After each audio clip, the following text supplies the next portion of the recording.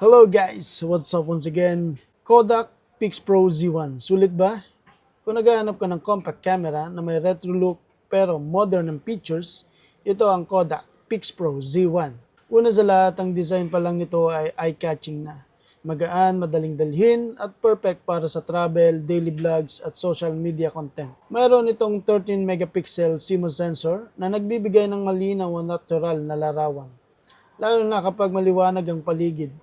Isa sa pinakamagandang feature nito ay ang 180-degree flip screen, kaya napakadaling mag-selfie o mag-vlog habang nakikita mo ang sarili mo sa screen.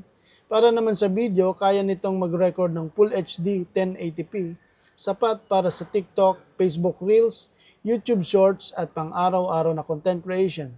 Meron din itong USB-C charging, kaya mas convenient dahil pareho na sa karamihan ng modern devices. Siyempre, may limitasyon din ito. Wala itong optical zoom at mas maganda ang performance nito kapag may sapat na ilaw. Pero kung hahanap mo ay isang stylish, portable at madaling gamitin na camera, magandang option ang Kodak PixPro C1. Ikaw, ano sa tingin mo? Sulit ba ang Kodak PixPro C1?